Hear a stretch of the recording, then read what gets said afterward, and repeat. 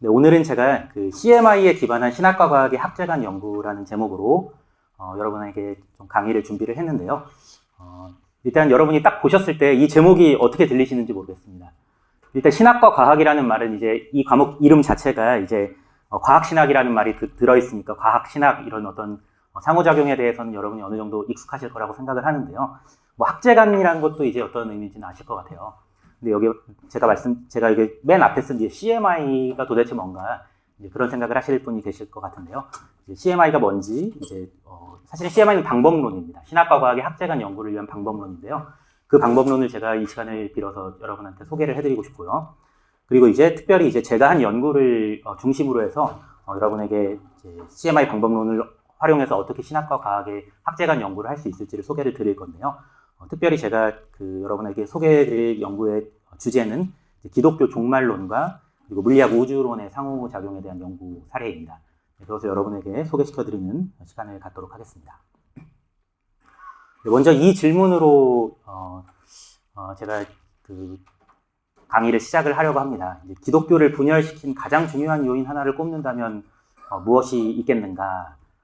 혹시 여러분은 이 질문에 대해서 생각을 여기 있으신가요?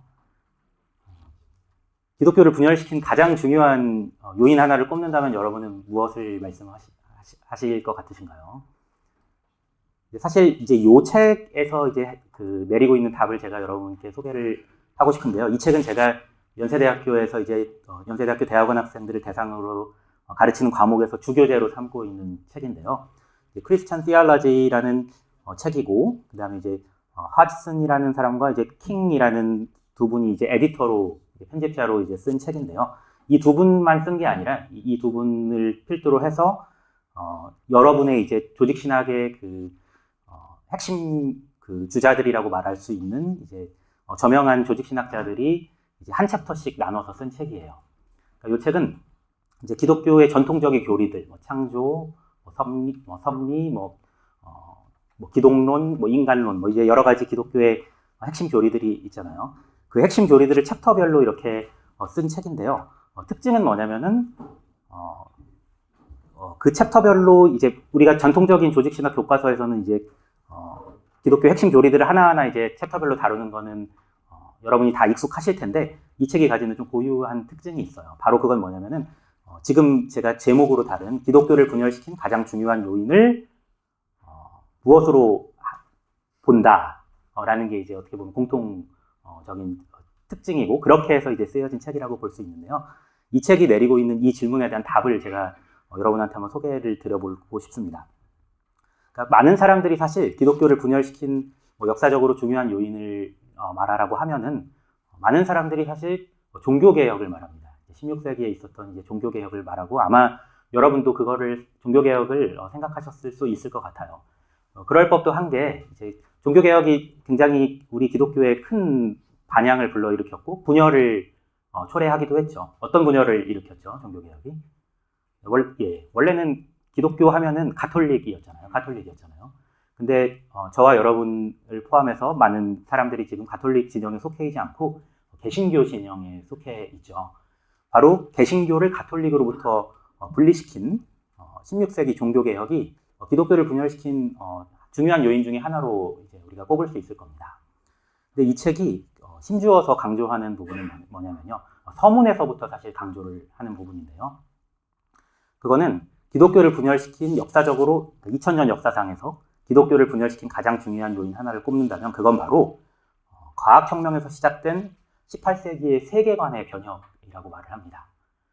여기 제가 인라이트먼트라고 썼는데 우리말로 하면 이제 계몽주의인 것 같아요. 근데 계몽주의가 바로 우리 2000년 기독교 역사를 통틀어서 기독교를 분열시킨 가장 중요한 요인이다 라는 전제로부터 시작해서 방금 제가 말씀드린 대로 우리 기독교의 전통 교리들이 이 계몽주의에 의해서 일어난 어떤 혁명적인 어떤 세계관 변혁으로 인해서 그 전통 교리들이 어떻게 분열이 됐는지 그리고 어떻게 그것들이 재형성이 됐는지 그런 관점에서 우리 기독교의 전통 교리들을 하나하나 다루고 있는 책이 바로 조금 전에 설명드린 그 책입니다. 여기다가 제가 레퍼런스도 달았는데요.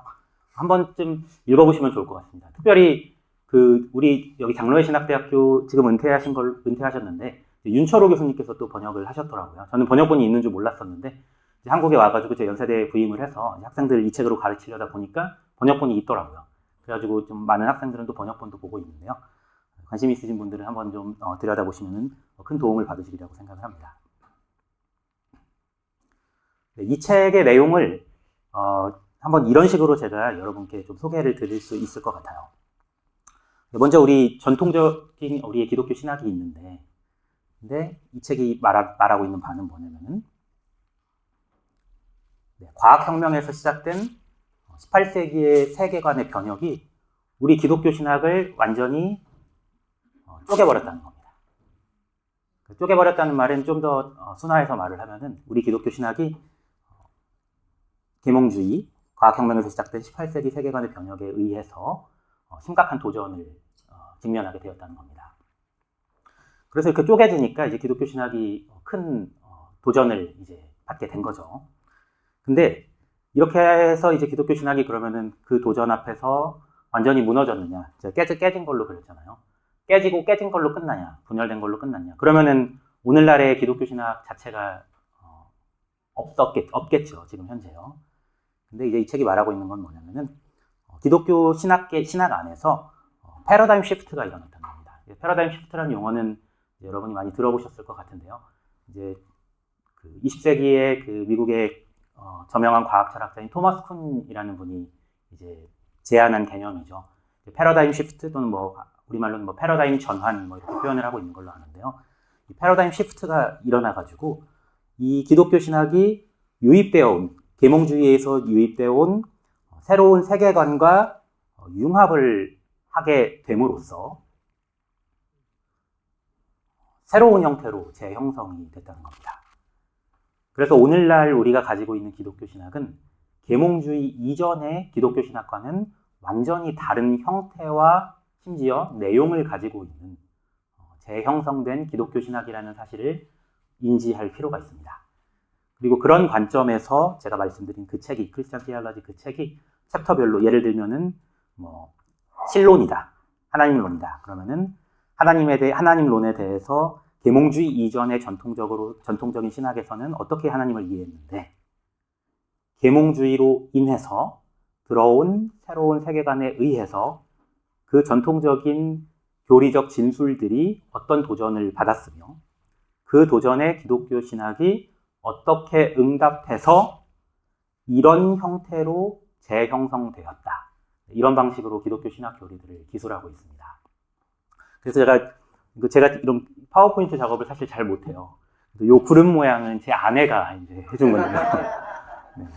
괜찮죠? 이렇게 하니까 좀 들어오죠. 네. 네, 방금 말씀드린 내용인데요. 기독교 신학 핵심 교리들이 과학혁명에서 시작된 18세기에 있었던 세계관 변혁으로부터 심각한 도전을 받았다는 게 이제 중요한 전제가 되고요. 그리고 결과적으로는 19세기 말에 한 세기 정도 대응하는 데 시간이 걸렸을 거잖아요. 19세기 말에 기독교 신학 안에서 패러다임 전환이 일어났고 그 패러다임 전환을 통해서 새로운 세계관과의 융합을 이루어냄으로써 기독교 신학이요.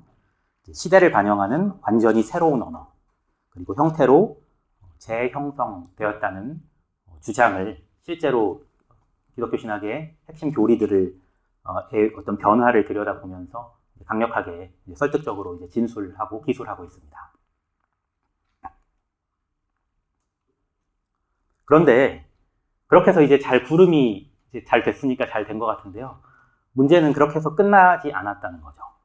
18세기에 계몽주의의 영향으로 이제 어떻게 보면 어느 정도 이제 기독교 신학이 대응을 잘 해가지고 새로운 형태로 재형성이 됐는데 제가 여기다가 썼는데 새로운 도전이 또 찾아온 거예요. 이건 뭐냐면은 20세기 초부터 유입된 새로운 과학 이론에 의한 도전입니다. 그러니까 이전에 여기 과학혁명에서 시작된 18세기 세계관 변혁이라 함은 여기서 과학혁명이라고 제가 말씀을 드렸을 때 이 과학혁명의 어떤 그 대표 주자는 누가 있었을까요? 이 과학혁명이라고 했을 때 누구야? 다윈은 사실 20세기죠. 그러니까 지금 그걸 제가 말씀드리려고 하는 거고요. 18세기니까 계몽주의 시대를 생각하셔야 되는데요. 누구야? 뉴턴이죠. 네, 뉴턴도 있고, 그거보다 조금 더 이전에 또 누가 있었을까요? 네, 갈릴레오가 있었고요. 갈릴레오와 뉴턴이 사실은 과학혁명의 근대 과학이라는 게 사실 갈릴레오와 뉴턴에 의해서 시작이 됐잖아요.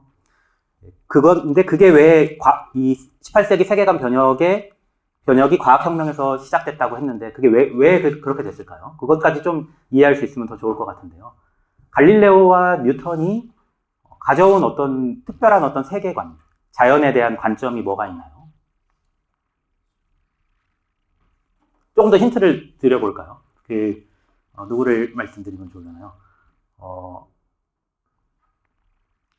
라플라스 같은 사람을 얘기해도 좋을 것 같네요.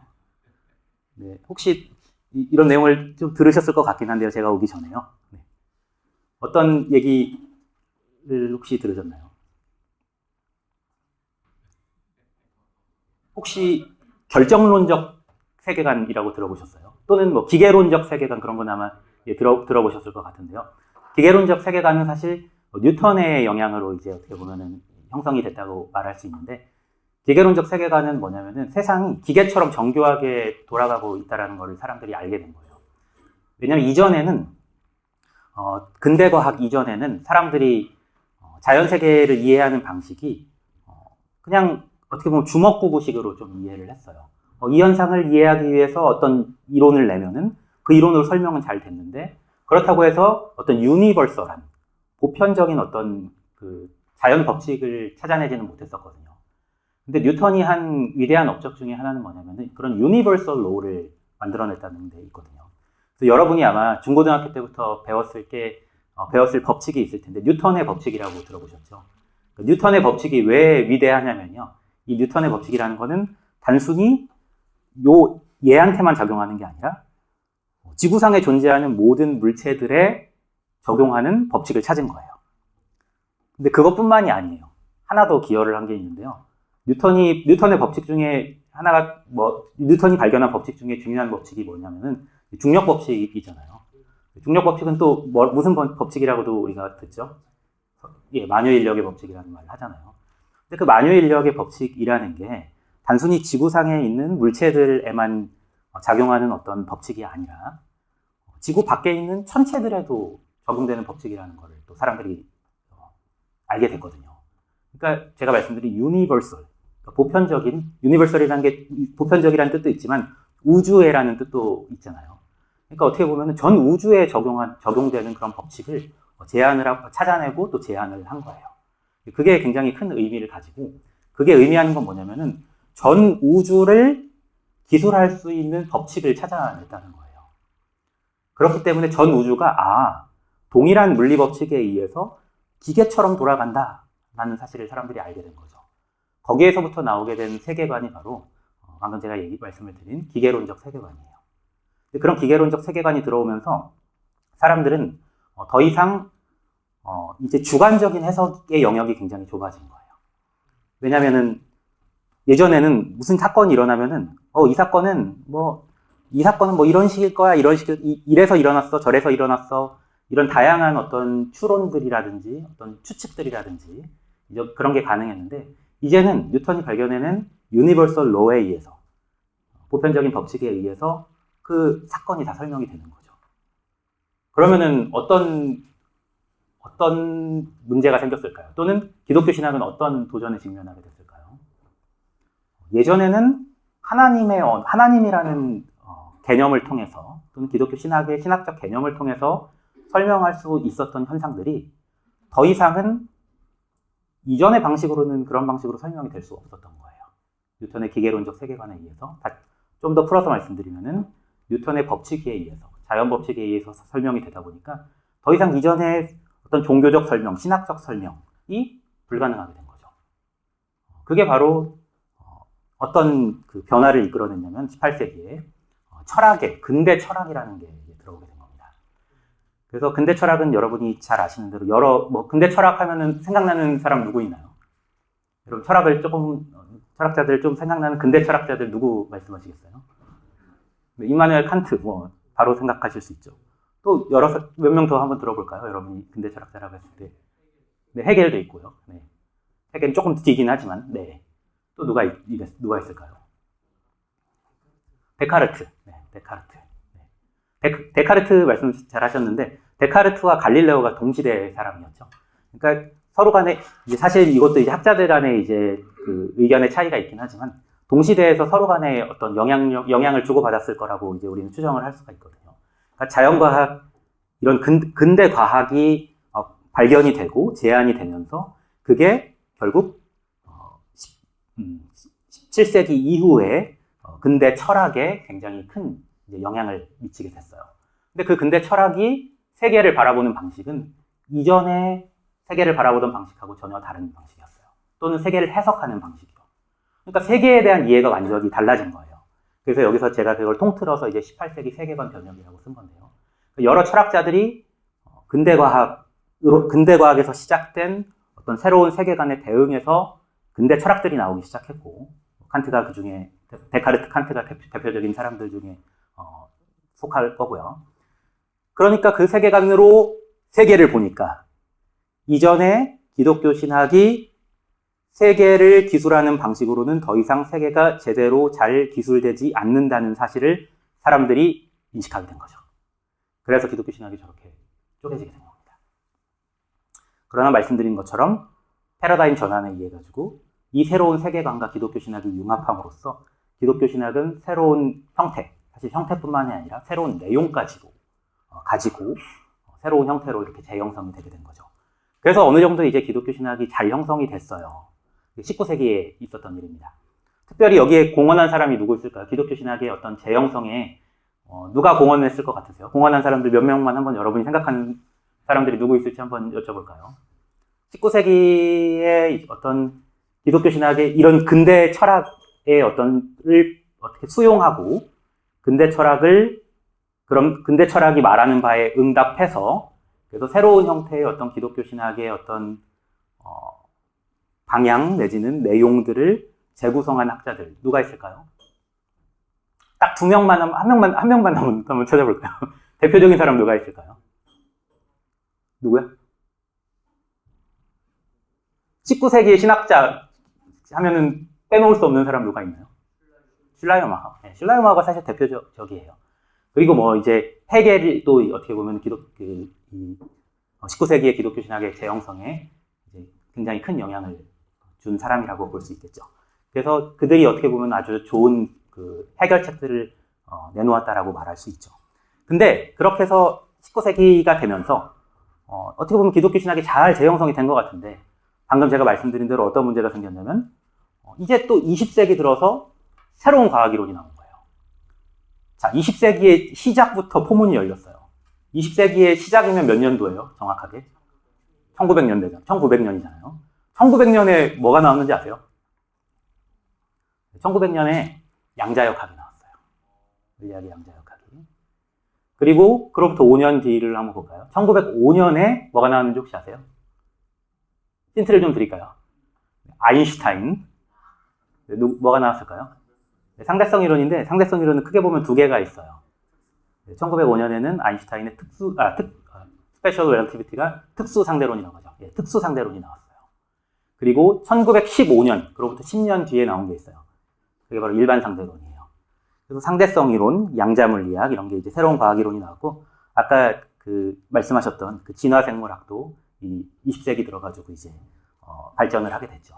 이런 것들이 다시 한번 자연을 바라보는 또 세계를 바라보는 관점, 해석을 송두리째 바꿔버린 거예요. 그러니까 다시 한번 기독교 신학은 심각한 도전에 직면하게 됐죠. 그러면서 프리드리히 슐라이어마허가 던졌던 질문, 회의적인 질문인데요. 도대체 어떻게 이 시대에 신학하는 게 가능할 것인가? 라는 회의적인 질문을 슐라이어마허가 던졌거든요. 그러면서 이 질문에 스스로 대답하기 위해서 슐라이어마허가 이 일을 했던 거예요, 사실은. 어느 정도 했는데 슐라이어마허의 시대는 갔잖아요. 이 슐라이어마허의 질문이 다시 한번 떠오른 거예요. 이 질문에 대해서 긍정적인 대응을 했던 분들이 바로 여기에 제가 사진으로 준비한 분들인데요. 바로 이분들이 신학과 과학, Theology and Science라는 분야를 미국과 유럽에서 태동시킨 분들이에요. 첫 번째, 혹시 누군지 아시려나 모르겠네요. 여기 제일 왼쪽에 있는 분이 누군지 혹시 아세요? 이안 바버라는 학자고요. 가운데 있는 분은 아서 피콕이라는 분이고요. 그리고 세 번째 있는 분은 존 폴킹혼이라는 분이에요. 첫 번째 분은 이안 바버는 이제 미국에서 활동하신 분이고, 여기 이제 뒤에 두 분은 이제 영국에서 활동하시는 분들이에요. 그래서 이제 신학과 과학이라는 분야가 이런 맥락에서 태동이 됐는데, 그 내용을 조금 제가 정리를 한번 해드릴게요. 언제 시작이 됐냐? 1965년에 시작이 됐어요. 왜 1965년을 꼽냐면요. 이안 바버가 이 신학과 과학이라는 어떻게 보면은 분야에 있어서의 어떤 혁신적인 내용을 발표한 해가 1965년이거든요. 그래서 1965년 이래로 이안 바버, 아서 피콕, 존 폴킹혼이 20세기 초반에 있었던 자연과학의 혁명적 발전이 기독교 신학에 가져온 이슈들에 주목을 하고 그에 대한 나름의 대답들을 내놓았어요. 그 결과로 기독교 신학은 이전에는 이제 제가 아까 보여드렸잖아요. 20세기 초반부터 나온 새로운 과학 이론들이 기독교 신학과 갈등을 일으키는 것처럼 보여서 기독교 신학에 심각한 도전을 가져왔다고 했는데, 자연과학으로부터 초래된 것으로 간주되었던 그 같은 갈등들을 극복하고 자연과학과의 건설적 대화를 통해서 시대를 반영한 형태로 기독교 신학을 발전시켰어요. 그리고 기독교 신학자들로 하여금 그렇게 20세기 이래로 발견된 새로운 과학 이론들이 기독교 신학의 중요한 이슈들을 가져왔음을 인지하게 했죠. 그 전에는 사실 잘 인지를 못했어요. 그러니까 마치 이제 근대 과학에서부터 시작해서 근대 철학이 기독교 신학에 심각한 도전을 초래했음에도 불구하고 기독교 신학자들이 그것을 인식하는 데 시간이 오래 걸린 것처럼 20세기 초에 이미 새로운 과학 이론이 기독교 신학에 심각한 도전을 가져왔음에도 불구하고 기독교 신학계에서는 그것을 제대로 인지하지 못했었는데 이들이 바로 그것을 인지하게 했다는 거죠. 그것을 인지함과 동시에 이들은 특별한 연구 결과들을 통해서 신학과 과학에 대한 이원론, 그게 사실 문제였거든요. 문제가 됐던 건데, 그리고 과학주의, 환원주의, 이런 어떻게 보면 기독교 신학의 심각한 위협을 도전을 가져온 주의들, 이론들에 기독교 신학적으로 응답을 했어요. 그러기 위해서 이를 위해서 이들이 제안했던 중요한 개념들을 제가 아래에 써봤는데요. 비판적 실제론이라는 개념이 굉장히 중요하고요. 그리고 과학과 종교의 유비라는 개념이 중요하고요. 그리고 이제 인식론적 전체론 창발이라는 개념이 중요한데요. 그 개념들을 제가 간략하게 여러분에게 소개해드리도록 하겠습니다. 네, 이러한 대응이 어떻게 가능했을까? 그러니까 제가 말씀드린 것처럼 기독교 신학자들이 사실 20세기에 발견된 새로운 과학 이론들이 가져온 도전 자체를 인식조차 못했다고 했었잖아요. 근데 이들은 그걸 인식을 했을 뿐만이 아니라 거기에 대해서 적극적인 해결책 내지는 대응책을 내놓을 수 있었잖아요. 그게 어떻게 가능했을까를 이제 생각해 봤을 때 이 세 분의 어떤 공통적인 특징을 생각해 볼 수가 있어요. 이들은 과학 신학자이면서 과학 분야의 전문성을 가지고 있었어요. 그래서 이들이 가지고 있던 자연과학 분야의 전문성이 이것들을 가능하게 했던 것 같아요. 그리고 이거를 통해서 우리가 배울 수 있는 점은 뭐냐면은 자연과학이 기독교 신학에 가져온 신학적인 함의를 파악하고 신학적으로 거기에 응답하기 위해서는 반드시 요구되고 필요한 게 있는데 그건 바로 자연과학 분야의 전문 지식이라는 점이에요. 이원론이 기독교 신학에 가져온 도전. 이원론이라는 건 어떤 의미에서 이원론이냐면 과학과 신학이 두 개가 완전히 다른 대상이라는 그런 이론이 어떻게 보면 이원론이거든요. 그러면은 과학 따로 신학 따로면 신학의 입지가 좁아지게 되고 또 어떻게 되냐면 어떤 문제가 또 생길 수가 있냐면은 그 중에서 하나의 무게가 실린다면 이 경우는 명백하게 과학이었는데 과학의 무게가 실린다면은 어떤 신학적인 진술들이 가치가 폄하되게 되는 그런 문제를 낳게 되거든요. 또 과학적 환원주의도 같은 맥락에서 모든 게 과학으로 환원될 수 있다는 게 어떻게 보면 과학적 환원주의인데요. 모든 게 과학으로 환원될 수 있다면은 종교 내지는 신학적인 진술들이 어떻게 보면 특별한 가치나 의미를 가질 수 없다는 결론이 내려지게 되거든요. 기독교 신학에 분명히 심각한 도전이 되는 거죠. 이러한 도전을 극복하는 작업은 그들의 과학이론의 특성에 대한 전문적인 이해가 있었기에 가능했어요. 어쨌든 이들이 잘 했단 말이에요. 20세기 그 후반부터요. 그러면은 여러분은 이렇게 생각할 수 있을 거예요. 더 이상 그럼 할 일이 남아있지 않은 건가? 라는 생각을 할 수도 있겠는데 그렇지는 않아요. 왜냐하면은 20세기의 과학이론에 대해서는 어느 정도 이제 기독교 신학이 대응을 잘 했다고 말할 수 있을지 몰라도 그 후에 오늘날 우리가 살아가고 있는 21세기에 새로운 이슈들이 있기 때문이에요. 새로운 이슈들은 뭐가 있을까요? 여러분 한번 먼저 맞춰보시겠어요? AI, 또 뭐가 있을까요? 네, 생명과학. 생명공학이라고 하는 게 더 맞겠네요. 유전공학을 포함해서요. 크리스퍼, 유전자 가위 여러분 많이 들어보셨죠? 요새는 그런 형태로 많이 발전이 됐는데 네, 말씀하신 대로 새로운 과학기술, 인공지능, AI, 기계학습, 머신러닝이라고 하죠. 그리고 유전자 가위, 유전공학 같은 새로운 과학기술이 기독교 신학에 가져온 심각한 도전들이 있어요. 거기에 더해서 제가 더 앞에 쓴 게 뭐냐면 우주론을 썼어요. 발전한 우주론이 또 기독교 신학에 심각한 도전을 가져오는데 그 내용에 대해서는 제가 두 번째 시간에 좀 더 구체적으로 여러분께 설명을 드리겠습니다. 그러면 기독교 신학은 어떻게 여기에 대해서 응답을 해야 될까요? 한 가지 분명한 건 뭐냐면은 지금까지 그 18세기의 그 계몽주의에 대해서 기독교 신학이 반응한 사례, 그리고 20세기 새로운 과학이론의 발견이 기독교 신학의 도전을 가져왔을 때 기독교 신학이 반응한 사례를 살펴봤을 때 우리 기독교는 그런 다른 학문의 발전을 경계하고 대적해서는 안 되고 이전에 우리 선배들이 그랬듯이 학제 간의 연구를 통해서 그것을 융합의 자원으로 삼아야 함은 분명한 것 같아요. 근데 여기서 질문을 던지지 않을 수가 없죠. 그리고 구체적으로 그걸 어떻게 해야 될까요? 이에 대한 답으로 제가 제시하는 게 뭐냐면은 바로 CMI라는 방법론이에요. 이제 CMI는 이제 Creative Mutual Interaction의 어떻게 보면 abbreviation인데요. abbreviation을 뭐라고 한국말로 하는지 잊어버렸네요. 약어라고 하나요? 이 첫 단어 하나하나, 첫 단어의 알파벳을 합친 거예요. Creative Mutual Interaction에서 CMI잖아요. 창조적 상호작용이라고 제가 번역을 했는데요. 네, 이거는 제가 방금 전에 말씀드린 대로 기독교 융합 연구를 위한, 좀 더 구체적으로 말씀을 드리면은 학제 간 연구를 위한 연구 방법론이에요. 로버트 존 러셀이라는 학자가 주장한 방법론인데요.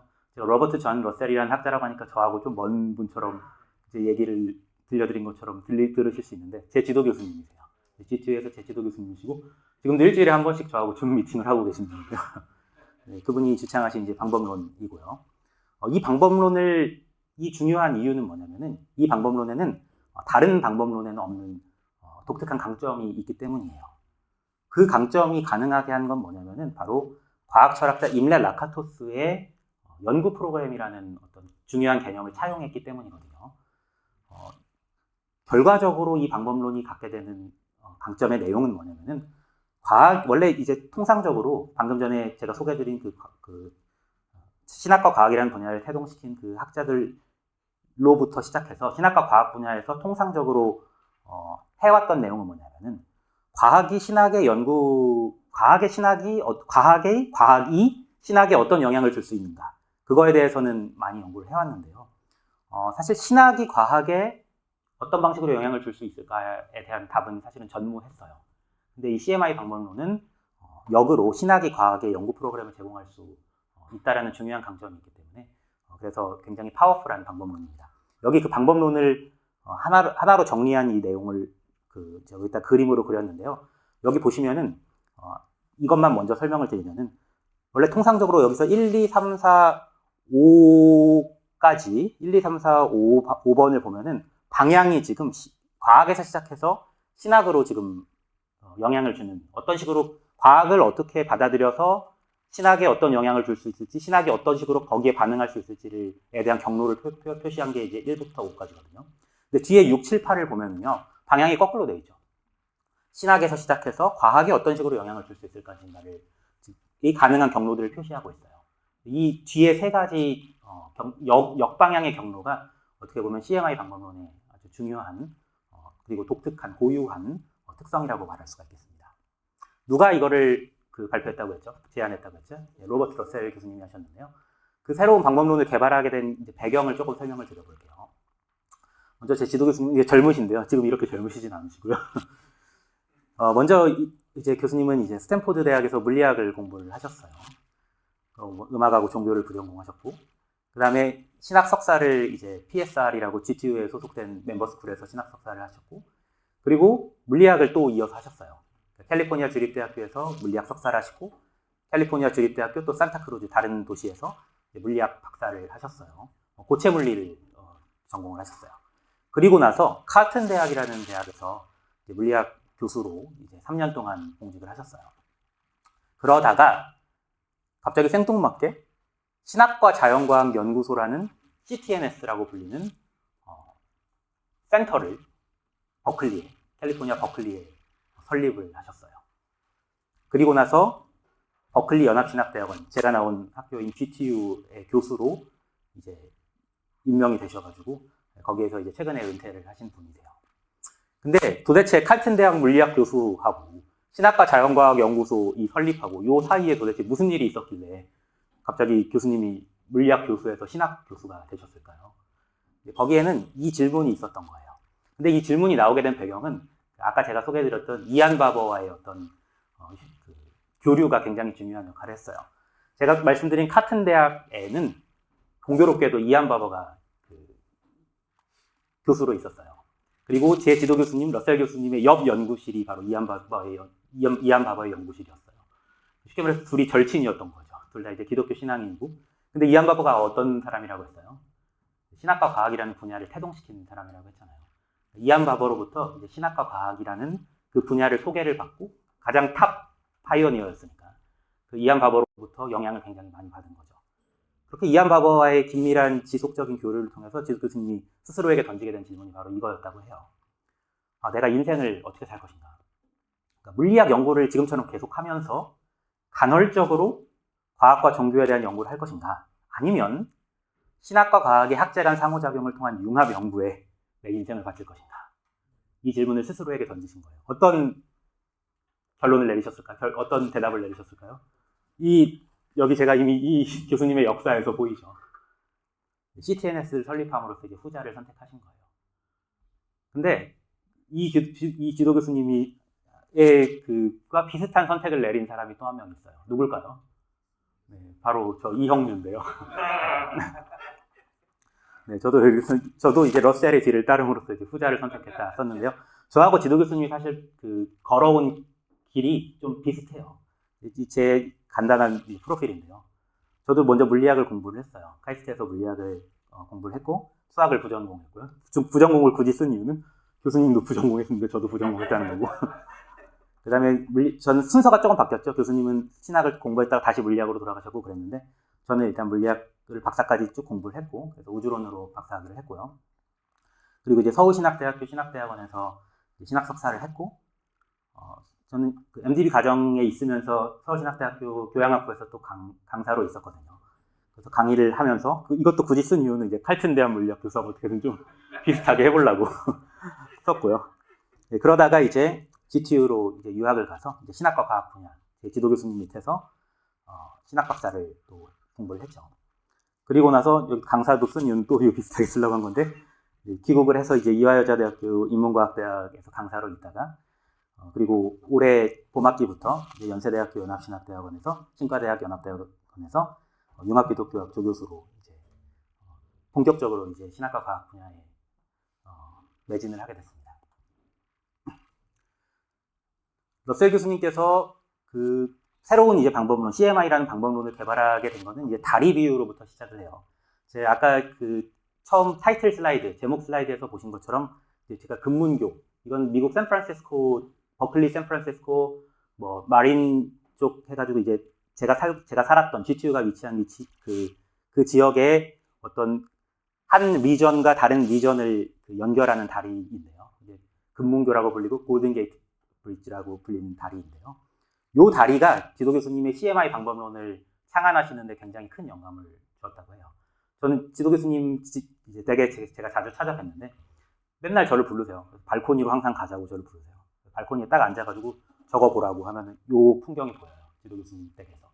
나는 저 다리를 보면서 신학과 과학의 상호작용을 항상 생각했다고 교수님은 그렇게 이렇게 입버릇처럼 말씀하시거든요. 제가 갈 때마다 제가 한 10번 정도 지도 교수님 댁에 간 것 같은데 갈 때마다 똑같이 발코니로 나가자 해가지고 발코니에 앉아 하더니 오늘은 구름이 좀 많아가지고 잘 안 보이네 하면서 저기 보라고 저게 내 영감의 원천이었다고 이렇게 항상 말씀하시곤 했는데요.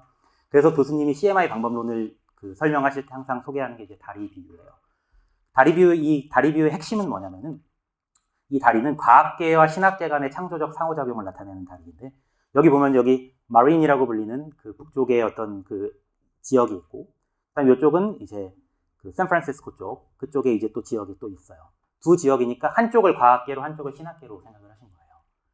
그래서 이 양쪽에서 시작해서 이 다리 보면은 그 교수님 집 발코니에서 보면은 차들이 이렇게 왔다 갔다 하는데 한쪽으로만 가는 게 아니라 이쪽으로 가는 차가 있으면 반대 방향으로 가는 차도 있잖아요.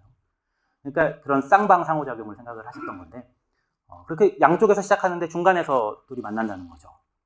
근데 어떻게 그 신학과 과학과의 학제간 연구가 이루어져야 되냐? 이 골든게이트 브릿지 메타포를 통해서 교수님 항상 말씀하시는 건 뭐냐면은 먼저 각각의 분야에서 기반함을 찾아야 되는 거예요. 여기도 기반함이 있죠. 다리가 여기 세워졌잖아요. 기반함이 있는 게 되게 중요해요. 그 얘기는 뭐냐면은 신학이든 과학이든 간에 그 분야에서의 깊이 있는 전문적인 연구가 선행되어야지 제대로 된 신학과 과학과의 상호작용이 이루어질 수 있음을 뜻하는 거예요. 그리고 그렇게 기반함을 찾아서 각 분야에서 연구가 이루어지고 거기에 이제 탑을 세우고 이제 케이블로 이렇게 연결이 돼 있잖아요. 여기에 다시 어떤 의미들이 있는 거예요. 그리고 그렇게 이런 방식으로 다리가 건설이 됐을 때 양방향으로 흐르는 지식과 전망이 과학적 지식과 과학적 전망 그리고 신학적 지식과 신학적 전망이 풍성한 기회와 도전을 제공한다라고 제안을 하죠.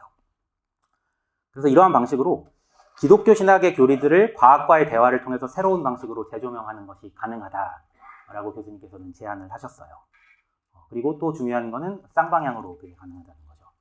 이 CMI라는 이 방법론의 시발점은 아까 제가 여러분한테 말씀드린 3명의 신학과 과학을 태동시킨 학자들 중에서 첫 번째 학자였던 이안 바버의 비판적 실제론, Critical Realism이라고 부르고요. 그리고 두 번째는 아서 피콕의 인식론적 창발, Epistemic Emergence라고도 불리기도 하고, Epistemic Holism이라고 부르기도 하고, Epistemic Non-Reductionism이라고도 부르긴 하는데요. 이게 바로 시발점이 돼요. 그래서 이 두 학자의 이 개념들을 간략하게 제가 한번 먼저 소개를 드려볼게요. 먼저 바버의 비판적 실제론 개념을 말씀을 드리면은 이 그림을 보시면 될 것 같아요. 이 그림을 보면은 과학의 구조가 있고 또 종교의 구조가 있잖아요. 근데 핵심은 뭐냐면은 이 둘 사이에 유비가 있다는 거예요. 아까 그 비판적 실제론이 뭐를 극복했다고 말씀을 드렸냐면 이원론을 과학과 신학에 대한 이원론을 극복을 했다고 말을 했잖아요. 이원론이라는 건 둘이 나눠질 때 그게 이원론이라고 되는데 어떤 유사한 요소가 과학과 신학의 구조 속에서 발견이 된다는 거예요. 그게 바로 둘 사이의 대화 내지는 상호작용을 가능하게 한다는 거죠. 그거를 위해서 이제 이안 바버는 어떤 신학과 과학의 어떤 유비를 제시를 합니다. 그래서 이제 이 질문에서부터 시작을 하는 거죠. 자연과학, 과학 철학, 종교 철학, 조직 신학 같이 다른 분야들을 어떻게 연관시키냐. 이들이 완전히 다른 분야, 공통 분모가 없는 다른 분야들이라면 연결시킬 수가 없죠. 그래서 유비가 가장 중요한 거예요. 근데 얼핏 보기에는 이들이 사용하는 지식의 종류라든지 언어라든지 이론을 설립하는 방법이라든지 또는 이들이 사용하는 자료의 유형 같은 것들이 완전히 다른 것처럼 보인다는 게 문제였죠. 그런데 이 비판적 실제론은 어떤 거냐면 인식론과 언어, 그리고 방법론에 관한 이슈를 포함한 일련의 논증인데 이 논증을 통해서 이제 과학과 종교의 유비를 제안을 하고 이를 통해서 환원주의와 이원론의 도전에 비환원주의 또 과학과 종교의 유비로 응수를 했다는 중요한 특징을 가져요. 그래서 이제 이게 어떻게 보면 중요한 캐치프레이즈 중에 하나인데 이안 바버의 책에서 제가 인용을 한 걸로 기억하는데 종교의 구조는 몇몇 결정적 지점에서 다르지만 어떤 부분에서 과학과 유사하다. 이 유사성들을 통해 가지고 종교와 과학 또 내지는 신학과 과학 사이에 어떤 상호작용을 시도를 한 거죠. 그래서 두 학계 모두 신학계, 과학계 모두 관측과 실험을 메타포를 통해서 표현되는 모형들을 통해서 구성한다는 거. 이게 중요한 유사성이 되고 이 유사성을 사용해서 둘 사이의 대화 내지는 상호작용을 추구합니다. 여기에 더해서 이제 아서 피콕이 인식론적 창발이라는 개념을 제안함으로써 비판적 실제론을 발전시키는데요. 이 그림이 이제 어떻게 보면은 그 아서 피콕의 인식론적 창발을 한눈에 보여주는 그림이라고 말할 수가 있습니다. 1993년에 기포드 강연을 통해서 피콕이 제시한 개념인데요. 이 세로축을 보면은 세로축은 복잡성이 증가하는 방향으로 이제 현상들을 열거하고 있어요. 보면은 복잡성이 증가한다는 건 바로 보이죠. 물리학의 복잡성 단순하잖아요. 화학의 복잡성, 생물학의 복잡성, 신경의 복잡성, 행동, 문화적 현상의 복잡성 점점 복잡해지잖아요. 세로축은 복잡성이 증가하는 방향으로 올라갑니다.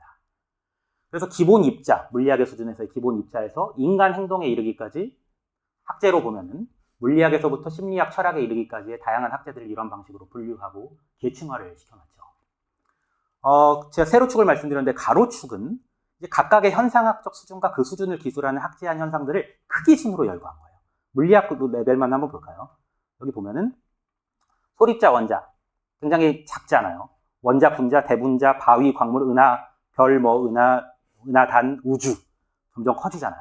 크기 순으로 열거한 거예요. 이런 방식으로 이제 현상들을 자연의 현상들을 그리고 학제들을 이제 분류한 게 이제 특징적인 내용이라고 볼 수 있는데요. 그러니까 물리학 개체들을 방금 예로 들었는데 기본 입자에서 시작해서 은하단, 우주로 끝난다는 걸 볼 수 있죠. 그래서 다양한 학제들을 현상의 복잡성의 증대를 반영하는 일련의 창발적인 수준들로 본다는 이제 특징이 있는데 여기서 중요한 건 뭐냐면 이들의 관계가 있다는 거예요. 이들이 완전히 아무 관계가 없는 것이 아니라는 게 중요한 특징인데 가장 중요한 특징 중에 하나는 바로 이겁니다. 낮은 수준이 높은 수준의 제약을 가한다는 거예요. 다시 말해서 화학 현상이나 생물학 현상들은 분명히 물리학의 법칙들로만 설명이 될 수 없어요. 그럼에도 불구하고 물리학 법칙의 제약을 받는다는 게 중요한 특징입니다. 다시 말해서 아인슈타인의 상대성 이론이나 양자역학을 위반하는 방식으로 화학 현상이나 생물학 현상이 일어날 수 없다는 거죠. 이게 중요한 특징 중에 하나고요. 또 하나의 중요한 특징은 뭐냐면은 이제 높은 수준은 창발적이라는 건데요. 아까 인식론적 창발이라고 불리는 이유기도 한데 높은 수준의 현상들은 낮은 수준으로 환원될 수 없다는 거예요. 다시 말해서 우리가 생물학에서 보는 현상들을 물리학 법칙으로 환원해서 우리가 설명할 수 없다는 거예요. 왜냐하면 높은 수준, 다시 말해서 생물학에서 일어나는 현상들은 물리학 수준을 가지고만은 설명할 수 없는 새로운 프로세스들 그리고 새로운 프로퍼티들, 새로운 속성들을 갖기 때문이라는 거죠. 이 두 가지가 이 피콕의 인식론적 창발 개념이 가지고 있는 가장 중요한 두 가지 특징이라고 말할 수가 있습니다. 그래서 그거를 이제 한마디로 표현하면 물리학은 생물학의 제약을 가해요. 아까 첫 번째 특징이죠. 그러나 생물학 이론이 물리학 이론으로는 환원되지 않는다는 거예요. 환원되지 않는다는 게 중요하겠죠. 왜냐하면 환원주의의 도전을 극복하기 위해서 제안한 그림이니까요. 그러다 보니까 여기서 우주론의 중요성이 나오게 됩니다. 왜 중요한가요? 우주론은 어디 있어요? 이 수준 중에서 제일 밑에 있죠. 근데 아까 뭐라고 했나요? 낮은 수준은 높은 수준의 제약을 가한다고 했어요. 그러니까 우주론이 신학을 포함한 모든 학제들의 제약 조건을 부과하게 되는 거예요. 이 그림에 따르면. 그래서 우주론이 신학에 중요할 수밖에 없습니다. 그래서 특별히 이제 예수의 부활을 새 창조를 향한 우주의 변혁에 대한 예기적 사건으로 볼 때 우주론으로부터 도전을 피할 수 있을까요? 없을까요? 기독교 종말론은 피할 수가 없게 돼요. 바로 이 특징 때문에 그런 거죠. 이제 러셀 교수님의 방법론으로 다시 한번 돌아와 볼까요? 아까 제가 뭐라고 말씀드렸냐면 이안 바버의 비판적 실제론과 아서 피콕의 인식론적 창발에 기반해서 만들어졌다고 했잖아요. 거기에다가 라카토스식 신학적 방법론이 더해져서 만들어진 게 바로 러셀 교수님의 CMI 방법론입니다. 근데 라카토스식 신학적 방법론은 사실은 지도 교수님이 잘 몰랐다고 해요. 근데 지도 교수님의 첫 번째 제자였던 낸시 머피라는 학자가 있는데요. 낸시 머피가 UC 버클리에서 과학 철학을 파이어벤트라는 아주 유명한 과학 철학자로부터 사사를 받아 박사학위를 받고 GTO로 공부를 하게 된 거예요. 지도 교수님 밑에서 공부를 하면서 지도 교수님한테 라카토스를 소개해 준 거예요. 그러면서 지도 교수님이 그걸 받아들여가지고 새로운 방법론을 만든 겁니다. 그래서 러셀 교수님은 비판적 실제론이 전제하는 이제 메타포의 어떤 인식론적인 구조를 협화, 불협화, 컨서넌스, 디소넌스라는 용어로 이제 발전을 시켰고요. 또 신학적 방법론을 과학적 방법론 위에 모델링함으로써 신학과 과학의 상호적인 접근을 시도하셨어요. 그래서 나오게 된 게 이 그림이에요. CMI 방법론을 나타내는 그림이에요. 보면은 이제 보일 거예요. 아까 이안 바버의 어떤 그 과학과 신학의 유비에서 나온 그림이 좀 보이죠. 신학, 과학 해가지고 어떤 유사성들이 여기 보이잖아요. 그리고 이런 것들, 이 화살표들을 가능하게 하는 건 뭐냐면은 아서 피콕이 제안한 인식론적 비환원주의가 이러한 경로들을 가능하게 하는 겁니다. 거기에 더해서 이 방향으로 어떤 신학이 과학의 어떤 연구 프로그램을 제공하고 또 과학이 신학의 연구 프로그램을 제공하는 이러한 그림들은 바로 라카토스의 연구 프로그램이라는 개념이 이것들을 가능하게 하는 거예요. 네, 그래서 결과적으로는 이제 CMI는 고유한 강점을 갖게 되는데 바로 과학이 신학의 연구 프로그램을 제공할 뿐만이 아니라 역으로 신학이 과학의 연구 프로그램을 제공할 수 있다는 중요한 강점을 가지게 됩니다. 이게 중요한 이유가 뭐냐면요. 이게 가능해야지, 신학이 과학의 연구 프로그램을 제공하는 게 가능해야지 현대 우주론이 기독교 종말론에 가져온 심각한 도전에 대해서 극복할 수 있는 길이 열리게 됩니다. 이거 없이는 안 되거든요. 그래서 CMI 방법론이 현대 우주론이 기독교 종말론에 가져온 도전을 극복하기 위해서 반드시 요구되는 방법론이라고 할 수 있습니다. 저는 이 방법론을 활용해서 이제 대응을 하는데요. 이제 지도 교수님이 이제 신학과 과학의 이제 최신 핵심 이슈들을 이제 정리를 해서 이제 발표를 하신 내용, 제안을 하신 내용인데요. 이 내용들 보면 뭐 여러분이 수업 시간에 많이 다루셨을 어떤 진화와 창조, 아마 여러분이 이 수업들을 통해서 많이 이제 들으셨을 텐데요. 그거를 이제 중요한 이슈들의 하나로 말씀하고 계시고, 또 이제 신학과 윤리, 과학과 기술의 문제들, 아까 제가 말씀드린 21세기 들어서 나온 새로운 과학 기술들이 중요한 어떤 토픽들이 되겠죠. 이런 것들도 이제 이슈인데, 거기에 더해서 중요한 이슈로 또 말씀하시는 게 바로 우주론과 창조, 빅뱅 우주론이 포함된 우주론과 창조, 그리고 부활 종말론과 우주의 미래, 이거 역시 빅뱅 우주론과 관계된 거거든요. 우주론과 기독교 신학과의 어떤 상호작용을 중요한 이슈로 현재 신학과 과학의 최신 핵심 이슈들로 이제 제시를 하셨어요.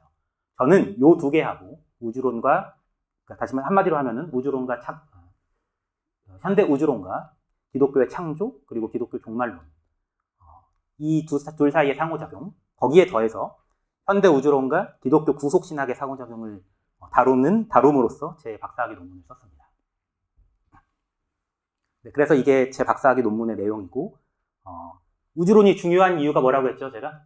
바로 아까 보여드린 그 그림에서 우주론은 기독교 신학에 필연적으로 제약을 가할 수밖에 없기 때문에, 그렇기 때문에 이게 굉장히 중요한 이슈가 되고, 그리고 피할 수 없는 필연적인 이슈가 되는데, 그 이슈에 대해서 제가 어떻게 응답했고 어떤 연구를 했는지 10분 쉬고 제가 이어서 설명드리고 소개드리도록 하겠습니다.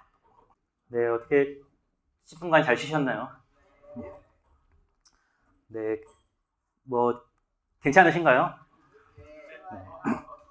네, 그럼 이어서 한번 제가 두 번째 시간에는 이제 제가 연구한 내용을 소개를 드린다고 했잖아요. 제가 첫 번째 시간에 말씀드린 맥락에서 이제 이해를 하시면 될 것 같습니다. 네, 영어라서 좀 당황하셨을 수 있을 것 같은데요. 타이틀 슬라이드만 영어로 했습니다. 네, 이게 어떤 거냐면은 기독교 종말론과 그리고 현대 우주론 사이의 어떤 상호작용에 대한 기독교 학제간 연구에 대한 어떤 사례 연구라는 제목으로 제가 타이틀 슬라이드를 달았는데요. 제목을 영어로 이렇게 하는 이유는 제 논문을 제가 영어로 썼거든요. 제가 이제 가장 최근에 쓴 논문인데요. Theology and Science라는 이제 신학과 과학 분야의 저널이고, 제 지도 교수님이 이제 깊이 좀 인발브된 그런 저널인데, 여기에 제가 최근에 실은 논문의 내용을 여러분께 대략적으로 소개해드리는 시간을 갖고자 합니다. 네, 이제 우주론 수업이 되겠는데요. 여러분이 이제 우주론에 대해서 얼마나 알고 계신지 잘 모르겠어요. 이제 현대 우주론을 대표하는 우주론이 뭔지는 알고 계시죠? 빅뱅 우주론이라고 불리는데요. 빅뱅 우주론도 사실은 여러 버전이 있는데, 그 중에서 이제 우리는 표준 빅뱅 우주론이라는 표현을 써요. 표준 빅뱅 우주론이라는 거는 쉽게 말하면은 가장 표준적으로 받아들여지고 있는 현대 우주론이다라고 생각을 하시면 될 것 같아요. 표준 빅뱅 우주론이 이제 특징, 표준 빅뱅 우주론에 대해서 여러분이 누군가한테 질문을 받으실 수 있을 거예요. 뭐 주일학교에서 질문을 받으실 수도 있을 거고, 교회에 누군가가 이제 질문을 할 수도 있을 건데, 그때 여러분이 이 내용만 대답할 수 있어도 표준 빅뱅 우주론의 어떤 핵심을 여러분이 잘 설명한다고 말할 수 있을 건데요. 요거 하나는 기억하셔야 됩니다. 표준 빅뱅 우주론은 아인슈타인의 일반 상대성 이론에 기반한 우주론입니다. 제가 아까 20세기 과학 이론이 가져온 도전하고 최근에 20세기 말 21세기에 새로운 과학 이론과 과학 기술이 기독교 신학에 가져온 도전 이야기를 하면서 제일 위에다가 제가 물리학 우주론 썼던 거 기억하시죠? 이 표준 빅뱅 우주론은 2000년이 조금 되기 직전에 1900년대 말에 표준 우주론으로 자리 잡은 이론이에요. 그러니까 20세기 말에 발표된 제안된 이제 이론이라고 말할 수 있는데, 우주론이라고 말할 수 있는데, 이게 기독교 신학에 도전을 가져온다고 말했잖아요. 어떤 도전을 가져오는지 한번 좀 살펴봅시다. 일단 표준 빅뱅 우주론은 물리학 안에서는 굉장히 성공적인 이론이에요. 왜 성공적인 이론이냐면은 우리 우주의 과거의 역사를 성공적으로 기술했기 때문이에요. 핵심은 뭐냐면은 아인슈타인의 일반 상대성 이론으로부터 나오는 방정식이 있는데요. 그건 우리는 아인슈타인 필드 이퀘이션이라고 불러요.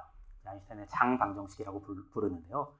그 장 방정식에다가 우리 우주에 성립한다라고 생각하는 특정한 가정을 덧붙이면은 그 아인슈타인의 복잡한 텐서 방정식이라고 불리는 아주 복잡한 장 방정식들이 두 개의 방정식으로 축소가 됩니다. 그 방정식을 가리켜서 우리는 뭐라고 부르냐면 프리드만 방정식이라고 불러요. 여기 제가 여기다가 좀 썼는데, 이 G 뮤뉴는 8파이 GT 뮤뉴라고 쓴 방정식이 있잖아요.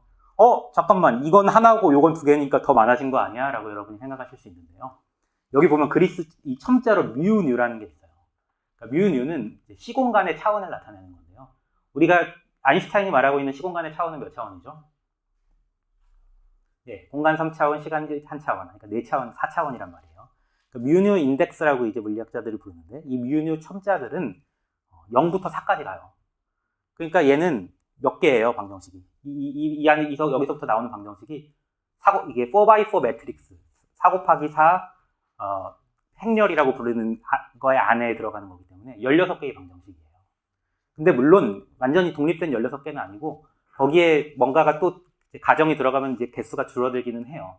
근데 그럼에도 불구하고 이제 여러 개의 방정식이기 때문에 우리가 풀기가 되게 어려운 형태인데요. 여기다가 어떤 특정한 가정을 덧붙였냐면요. 우리 우주가 등방적이고 균일하다라는 가정을 덧붙여요. 그러니까 그런 건 이제 아이소트로피, 호모지니어티 이렇게 표현을 하는데요. 우주론 학자들은요. 그런 가정들이 잘 맞는다는 게 이제 우리가 관측을 통해서 알고 있거든요. 그 가정을 넣으면은 이 아인슈타인의 장 방정식이 아주 간단한 두 개의 미분 방정식으로 줄어들어요. 개수가 줄어들어요. 그리고 단순해져요. 그래서 이 프리드만 방정식이 바로 우리 우주의 시공간의 다이내믹스를 기술하는 방정식이 되는 겁니다. 이 방정식을 풀면은 우리 우주의 과거의 팽창의 역사를 성공적으로 기술할 수가 있는 거예요. 우주가 계속 빅뱅이라고 불리는 아주 초고밀도 상태에서부터 시작을 해가지고 급속한 팽창을 거쳐서 점점 팽창해 왔다라는 거. 이제 그게 바로 표준 빅뱅 우주론이 프리드만 방정식을 품으로써 얻게 된 결론입니다. 그러니까 이게 굉장히 대단한 게 뭐냐면 아주 정밀하게 이제 풀 수가 있거든요. 그래서 우주의 역사 속에서 생명 유기체와 또 우주 환경이 어떻게 형성되었는지를 아주 정교하게 설명을 하는 방법을 우리는 찾아내게 된 거예요. 근데 문제가 있어요. 그러면 좋은 거 아닌가? 과거의 어떤 우주의 역사를 우리가 발견한 건 좋은 건데 왜 그게 어떻게 기독교 신학에 도전이 되는 건가? 그게 여러분이 의아하실 거예요. 그 이유는 뭐냐면요. 가장 큰 도전은 뭐라고 말할 수 있냐면 이게 과거의 팽창 역사를 미분 방정식으로 시간에 대한 미분 방정식으로 기술한다는 건 뭘 의미하냐면은 과거, 현재를 거쳐서 앞으로 우주가 어떻게 변화하게 될지, 우리 우주의 시공간이 어떻게 변화하게 될지까지도 예측을 한다는 걸 말하는 거거든요. 우리 우주의 미래를 예측한다는 건데 이 프리드만 방정식이 예측하는 우리 우주의 미래가 우리 기독교 종말론이 기대하는 바와 전혀 다르다는 게 바로 문제이자 도전이 되는 겁니다. 우리 우주가 미래의 영원한 생명을 가능하게 할 것이라는 게 기독교 종말론의 기대이죠. 근데 이 표준 빅뱅 우주론이 예측한 우리 우주의 미래는 그것과 아주 거리가 멀다는 데 있어요. 어떻게 뭔지 한번 볼까요? 우리 우주의 궁극적 미래에 대한 표준 빅뱅 우주론의 예측은 둘 중에 하나입니다. 우주론 학자들은 이걸 가리켜서 freeze or fry라고 말해요. freeze가 무슨 뜻이죠? 멈추다도 있는데 추워 이 뜻이에요. 그러니까 제가 미국에 처음으로 이제 가게 된 게 이제 2000년대 초반인데요. 2004년에 제가 대학 졸업을 앞두고, 대학 졸업 직전에 미국에서 제가 한 학기 수업을 들은 적이 있어요. 그때 제 룸메이트가 맨날 하던 말이 있어요. 제 룸메이트가 맨날 제가 이 소리에 깼어요, 새벽마다. It's freezing! 하면서 맨날 그랬어요. 여름인데. 그래서 막 그래가지고 하는데, 춥다는 거거든요. 근데 그래서 저 freeze라는 단어는 너무 잘하는데, 우리 우주가 얼어붙든지, 또는 fry는 뭐예요? fry는 아시죠? 튀겨지는 거, 불타오르, 완전 튀겨진다는 표현이 딱 주죠. 그럼 얼어붙든지, 튀김이 된든지, 튀겨져 버린든지, 둘 중에 하나가 우리 우주의 궁극적 미래라고 표준 빅뱅 우주론은 예측해요. 이거 썼죠. 프리즈 시나리오는, 두 시나리오 중에서 프리즈 시나리오는 뭐를 말하냐면은 우주가 영원히 팽창을 계속할 거라는 거예요. 근데 우주의 팽창과 우주의 온도는 아주 직접적인 연관관계에 있어요. 어떤 관계에 있냐면은 우주의 스케일 팩터라고 부르는, 다시 말해서 우주의 크기를 나타낸다고 보면 되는데, 우주의 크기는 온도에 정확히 반비례해요. 우주가 영원히 팽창한다는 거는 온도가 어떻게 된다는 거예요? 점점 0에 가까워진다는 거거든요. 그러니까 우주가 영원히 팽창을 계속하면은 결과적으로 우주는 차가워져서 절대온도 0도로 식게 될 거라는 거예요. 절대온도 0도에서 생명현상이 가능할까요? 물리현상조차 가능하지 않아요. 근데 물리현상 없이 생명현상이 가능한가요? 불가능하죠. 반면에 이제 프라이라는 반대의 시나리오가 있는데, 그 시나리오에 따르면은 현재 팽창하고 있는 우리 우주의 팽창이 멈추고, 점점 느려졌다가 멈추고, 다시 수축하기 시작해서 원래 처음 상태, 초고밀도 상태였던 빅뱅 상태로 돌아간다는 게 프라이 시나리오예요. 이거는 지금 현재 우주의 그러니까 과거의 우주의 초기 조건, 혹은 현재 우주의 상태, 좀 더 엄밀하게 말하면은 현재 우리 우주의 밀도, 물질 밀도에 따라서 프리즈 시나리오가 될지 프라이 시나리오가 될지는 달라질 수가 있어요. 그러나 중요한 건 뭐냐면은 반드시 이 둘 중에 하나로 귀결된다는 게 프리드만 방정식이 예측하는 바라는 거예요. 프라이드의 그 모델에 따르면은 수축하니까 온도가 어떻게 되겠어요, 이번에는? 올라가야 되잖아요. 그래서 빅뱅 상태로 간다는 거는 온도가 무한대로 튀어버린다는 거예요. 그러니까 극도로 뜨거워져가지고 우리 우주가 극도로 높은 온도를 지니는 초기 빅뱅 상태로 돌아가면은, 그럼 거기에서 우리가 어떤 지금 현재 우리가 경험하는 형태의 어떤 생명 현상들이라든지 그런 것들을 우리가 상상할 수 있을까요? 그런 건 역시 불가능해요. 그래서 두 미래 모두 우리 기독교 종말론의 기대하는 바, 하나님의 피조물이 영원한 생명을 누리는 새하늘과 새 땅, 기독교 종말론의 핵심의 내용이잖아요. 그러니까 너무 거리가 먼 거예요. 여기 세 가지 시나리오는 여기 그린 건데요. 그러면은 여기 이게 왜 문제일까요? 아니, 우주가 어떻게 되든 우리 기독교 종말론하고는 뭐 그게 무슨 상관이냐라는 질문을 여러분이, 내지는 반박을 여러분이 할 수도 있어요. 어디서부터 문제가 되죠? 아까 제가 여러분한테 소개한 아서 피콕의 인식론적 참가 개념을 한번 생각해 볼까요? 물리학 우주론은 어떨 수밖에 없어요. 기독교 신학에 제약을 가할 수밖에 없다고 했잖아요. 물론 기독교 신학이 예측하는 기독교 종말론이 물리학으로 온전하게 기술될 수 있을까요? 없을까요? 없죠. 그러니까 그거는 바로 환원주의자들은 그렇게 말하겠지만 우리는 비환원주의를 생각하고 있기 때문에, 창발을 생각하고 비환원주의를 생각하면은 물론 기독교 종말론이 말하는 우주가 물리학 법칙에 의해서만 기술되는 건 아니에요. 실제로 그건 우리 기독교 신학하고도 맞지 않죠. 그러나 그럼에도 불구하고 최소한 물리학의 제약을 기독교 종말론이 말하는 우주가 받게 될 수밖에 없다는 거예요. 근데 이 제약, 이 우주의 미래를 제약 조건으로 만약에 우리 기독교 종말론에 내건다면은, 그럼 우리 기독교 종말론은 이 제약 하에서는 우리가 예측하는, 우리가 기대하는 새하늘과 새 땅을 가질 수 없다라는 심각한 문제, 내지는 도전에 직면하게 되는 거죠. 여기서 이제 창조적 쌍방 상호작용 CMI 방법론을 통해서 나름의 이제 해법을 저는 찾아보고자 시도를 했습니다. 먼저 이 창조적 쌍방 상호작용 방법론이 필요한 이유는 뭐냐면은 어떻게도 안 되기 때문에 그래요. 다시 말해서 이 우주론의 도전을 알겠어요. 그 우주론의 도전에 대해서 기독교 종말론에 가져온 도전에 대해서 여러 학자들이 나름대로의 답을 자꾸 내놓았어요. 그 내놓은 학자들은 바로 신학과 과학 분야를 태동시킨 이 저명한 학자들을 포함해요. 이들이 내놨어요. 이안 바버도 내놨고요. 아서 피콕도 내놨고요. 존 폴킹원도 내놨어요. 혹시 제 논문을 다들 읽어보셨나요? 제가 올려놓은 논문을 몇 분이나 읽으셨을지 모르겠는데 나는 읽어봤다. 그래서 한번 읽어보시고요. 이 수업이 끝나고 나서 읽어보시면 되는데 제가 나름대로 이들이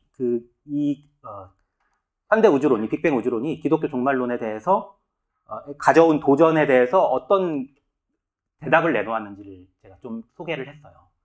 근데 이들이 내놓은 대답이 제가 평가한 바로는 다 불완전해요. 왜 불완전할 수밖에 없냐? 이들이 가지고 있던 전제 때문에 그래요. 그 전제는 뭐냐면은 과학이 신학에 영향을 주는 건 가능하지만 그거에 대한 연구를 평생 하신 분들이죠. 그러나 신학이 과학에 영향을 주는 것은 불가능하다라는 암묵적인 전제를 했거든요. 그러다 보니까 빅뱅 우주론의 예측을 그대로 제약 조건으로 받아들일 수밖에 없었던 거죠. 그걸 갖고 어떻게든 기독교 종말론을 살리기 위해서 기독교 종말론을 설명하고 유효화하기 위해서 노력을 했는데 그게 잘 되지 않았다는 반증을 보여준 거죠. 그게 잘 안 됐는데 근데 우리에게는 다른 해법이 있어요. 그건 뭐냐면은 바로 CMI 방법론이 가지고 있는 강점을 통한 해법이죠. CMI에 따르면은 제가 여러분한테 설명드린 것처럼 신학과 과학 사이의 상호작용이 일방적인 것이 아니라 쌍방적이라고 말씀을 드렸어요. 신학이 과학 연구 프로그램의 아이디어를 제공할 수 있다는 말이거든요.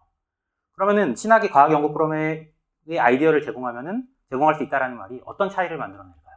그걸 여러분한테 소개를 시켜드리려고 합니다. 결론적으로는 이게 바로 중요한 내용인데요. 표준 빅뱅 우주론이 예측하는 바들이 기독교 종말론의 조명하에 재고될 수 있다는 중요한 전제를 우리는 가질 수 있게 되고 이 전제를 통해서 우리는 새로운 과학 연구 프로그램들을 제안하고 새로운 과학 이론들, 새로운 과학 모형들을 쳐다보고 그리고 탐구하는 것이 가능해집니다. 네, CMI가 제시하는 경로 8가지 경로를 제가 보여드렸잖아요.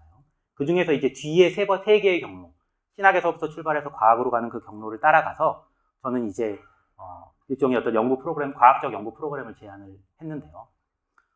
먼저 이제 이 뒤에 3개의 경로를 따라가기 위해서 필연적인 순서는 뭐냐면은 먼저 기존 우주론, 다시 말해서 표준 빅뱅 우주론을 우리가 일단 들여다봐야 된단 말이죠. 거기서 시작을 해야 되니까.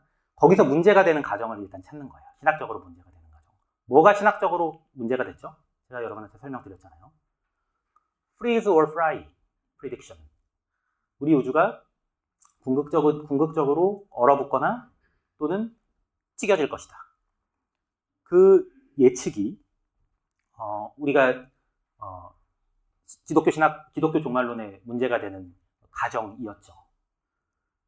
그런데 이제 CMI 방법론이 제시하는 경로에 따르면은 이 가정을 찾으면 바로 다음으로 이제 살펴봐야 될 내용이 뭐냐면은 그 가정으로 이끈 철학적 가정이 무엇인지를 찾는 거예요.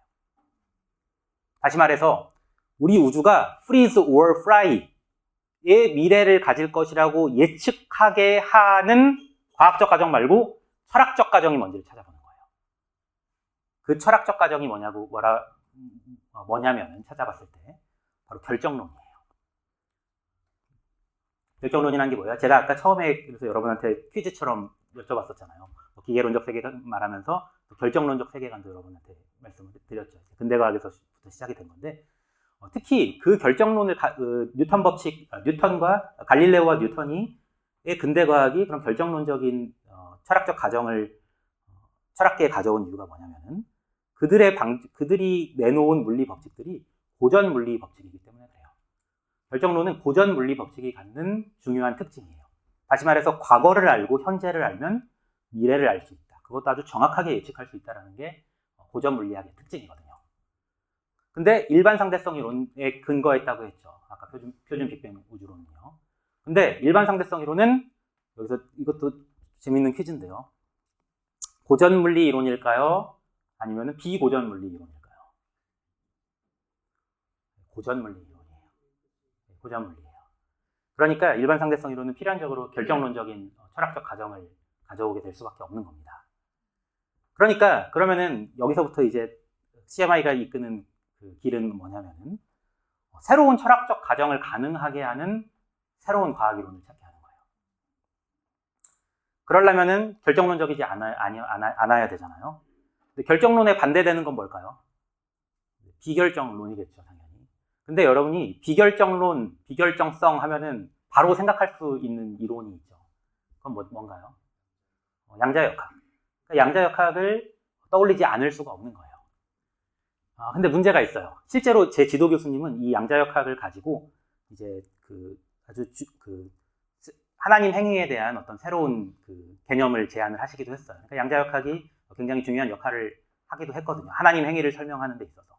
일반 섭리 또는 특별 섭리 둘 다에 있어서 하나님 행위가 비개입적이면서도 자연 법칙에 개입하지 않으면서도 또는 자연 법칙을 위반하지 않으면서도 객관적인 방식으로 하나님 행위를 가능하게 하는 하나의 방식을 양자역학이 가지고 있는 비결정론에서부터 지도 교수님이 찾으셔서 제안을 하셨거든요. 그러니까 그렇게 하면 될 것 같은데, 그러면은 이 결정론을 이제 버릴 수 있을 것 같은데, 우주론에 있어서는 그렇게 간단하지가 않아요. 왜 간단하지 않을까요? 우주론이 일반 상대론에 기반하고 있다고 했잖아요. 근데 일반 상대론과 양자역학은 두 개가 양립할 수 없는 완전히 다른 과학 이론들이거든요. 양자역학으로 기술하면 될 것 같은데, 양자역학은 아주 작은 미시세계를 기술하는 이론이에요. 물리학 이론이에요. 근데 우주는 미시세계인가요? 우리가 생각할 수 있는 그 무엇보다도 큰 거시세계란 말이에요. 그러니까 양자역학으로 가지고는 설명을 할 수가 없어요. 그러면은 일반 상대론의 결정론은 당연히 받아들여야 되는 거 아니냐라는 게 어떻게 보면 자연스러운 첫 번째 결론이 되겠죠. 근데 그렇지가 않아요. 왜냐하면은 양자역학을 말고 미시세계만 기술하는 양자역학 말고 거시세계에서도 여전히 유효하고 중요한 과학이론 중에 양자장 이론이라는 게 있기 때문에 그래요. 양자장 이론 역시도 양자역학과 비슷하게 미시세계에 있는 기본 입자들의 다이내믹스 내지는 속성들을 기술하는 이론이에요. 그럼에도 불구하고 아인슈타인의 일반 상대성 이론이 아까 뭘로 구성이 되어 있다고 했죠? 장방정식으로 기술이 된다고 했죠. 왜냐하면 아인슈타인의 일반 상대성 이론은 기본적으로 시공간과 그 시공간을 채우고 있는 물질들의 상관관계에 대한 방정식이에요. 근데 그 물질들은 바로 장이라는 것으로 기술이 된다는 거죠. 기본 입자들을 포함한 모든 물질들이요. 근데 아인슈타인의 상대성 이론에서의 그 물질들을 기술하는 장 방정식들에서의 물질을 기술하는 장들은 고전장이에요. 고전장. 그렇기 때문에 아인슈타인의 그 일반 상대성 이론은 고전 물리의 범주에 속할 수밖에 없는 거예요. 근데 근본적으로 모든 장들은 양자장이라는 게 20세기 이후, 21세기 물리학에 의해서 밝혀졌어요. 그럼에도 불구하고 왜 사람들은 고전장을 가지고 아인슈타인 일반 상대성 이론을 쓸까요? 몇 가지 그 각도에서 볼 수 있긴 한데 그냥 하나 가장 쉽게 설명을 드리면은 그걸로 충분하기 때문에 그래요. 우리 우주는 양자장들을 고전장으로 근사해서 기술을 해도 충분히 잘 기술이 돼요. 그래서 고전 물리인 아인슈타인의 일반 상대성 이론으로 우리 우주의 다이내믹스가 충분히 잘 기술되는 거예요. 근데 중요한 건 뭐냐면은 그 고전장들로 기술되는 것도 사실은 근사적 기술이라는 거. 그게 중요해요. 양자장이 더 본질적이라는 게 중요한데, 근데 이 양자장 이론은 고전장 이론에서와 달리 비예측성을 가진다는 게 중요한 특징이에요. 그래서 저는 결정론과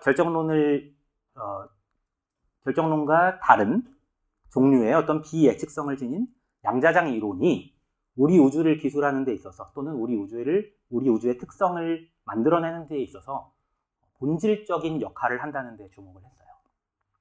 그리고 비예측성을 지닌 그 양자장 이론으로부터 나오는 새로운 대안 모형을 제가 찾기 시작했어요. 그 중에서 하나 제가 이제 예로 들은 게 뭐냐면은 바로 퀸테센스라는 최근에 제안된 빅뱅 우주론, 표준 빅뱅 우주 모형을 대체할 수 있는 새로운 모형이에요. 네. 지금 말씀드린 내용을 조금 정리를 해봤는데요. 자, 중요한 개념은 바로 양자장론이 가지고 있는 비예측성이에요. 거기에 기인해서 우리 우주의 미래를 표준 빅뱅 우주론의 예측과 질적으로 다르게 바꿀 수 있는 양자장론에 기반한 새로운 모형들을 저는 탐구하기 시작했어요. 그리고 실제로 제가 방정식을 막 풀면서 이제 여러 가지 가능한, 이제 물리학자들은 이제 토이 모델이라고 부르는데요. 가능한 모델들 한번 써보는 거예요. 그리고 풀어보는 거거든요.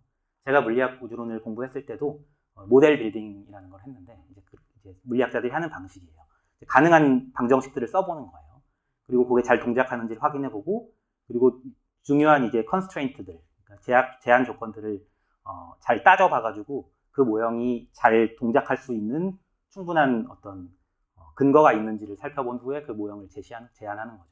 저는 참고로 물리학 우주론을 했을 때 열적 가속 팽창이라는 thermal inflation이라는 thermal inflation 모델을 제가 제안한 건 아니고 유한 스튜어트 교수님, 제 지도 교수님이 제안하신 thermal inflation 모델을 기반으로 해서 제가 논문을 사실 썼거든요. 여러 가지 가능한 관측적인 예측들을 내놓은 게 제 박사과정 논문의 내용인데요.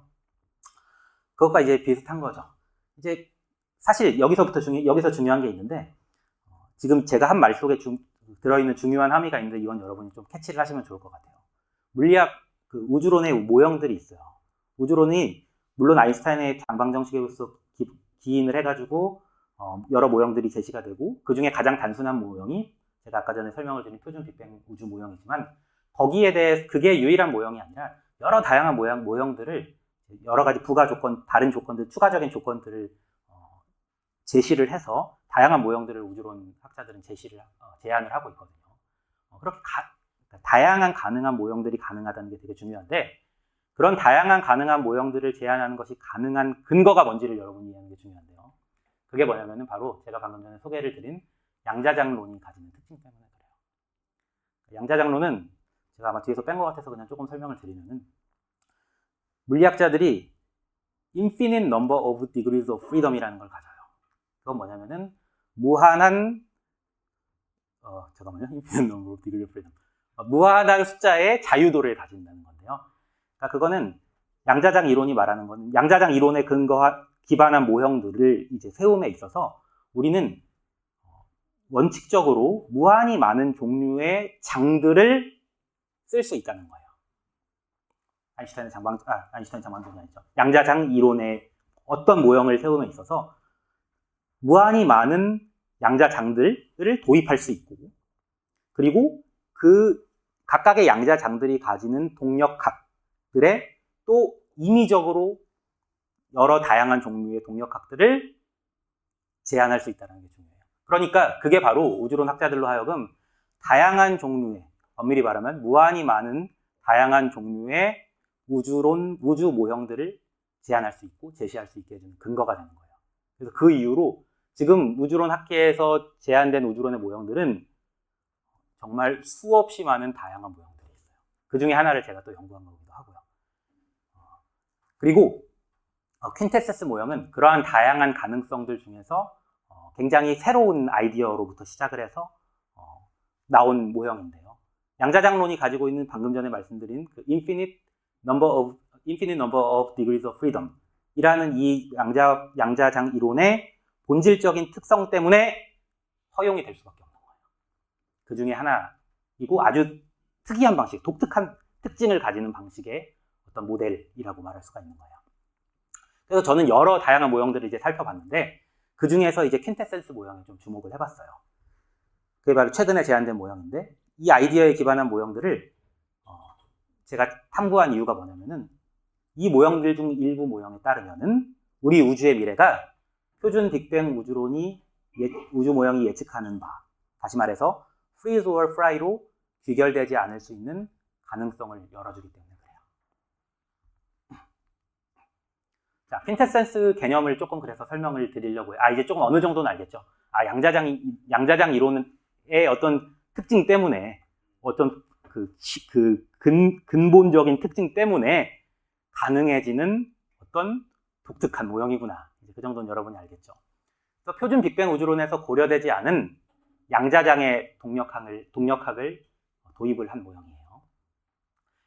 그게 근데 중요한 건 뭐냐면은, 우리 우주의 팽창 또는 수축에 우리가 예측할 수 없는 방식으로 영향을 줄 수 있다라는 새로운 아이디어예요. 왜 예측할 수 없을까요? 이 정도는 여러분이 조금 감으로도 알 수 있을 것 같은데, 왜 예측할 수 없게 될까요? 무엇이 이렇게 예측할 수 없게 할까요? 방금 제가 소개해드린 개념인데, 무한히 많은 자유도 때문에. 다시 말해서 그 무한히 많은 자유도는 요것도 이런 시나리오도 이렇게 이것도 가능하고 저것도 가능하고 무한히 많은 가능성들을 열어주는 거잖아요. 무한히 많은 가능성이 열리니까 우리가 더 이상 우리 우주의 팽창과 수축을 예측할 수 없게 되는 거예요. 표준 빅뱅 우주론은 그런 새로운 양자장의 동력학을 닫아버린 거거든요. 기존에 존재하는 필드들만으로, 장만으로 우리 우주의 미래가 결정된다라고 생각을 하는 거니까. 근데 사실은 열려있는 가능성이 있다는 거죠. 액티베이트 하지 않은 다양한 무한한 가능성들이 있는데 그 무한한 가능성의 일부가 열릴 수 있는데 어떤 방식으로 열릴 수 있냐면은 임의의 방식으로 열릴 수가 있기 때문에 우리는 더 이상 구체적으로 단일한 정량적인 우주의 미래를 단정적으로 예측할 수가 없게 되는 거예요. 이게 핵심입니다. 문제점이 있어요. 근데 이 퀸테센스 아이디어는 중요한 강점, 어떻게 보면은 이 기독교 종말론의 관점에서 봤을 때 장점은 뭐냐면은 우리 우주의 미래가 더 이상 프리즈 또는 프라이로 귀결되지 않을 수 있다라는 너무나 강력한 강점을 지니지만 약점 내지는 문제점이 있는데 이거는 사실 치명적일 수가 있어요. 어떤 약점을 가지냐면요. 우리 우주가 아까 전에 제가 아인슈타인의 그 16개의 방정식, 원칙적으로 16개라는 방정식을 단 2개의 아주 간단한 미분 방정식으로 바꿔준 가정들.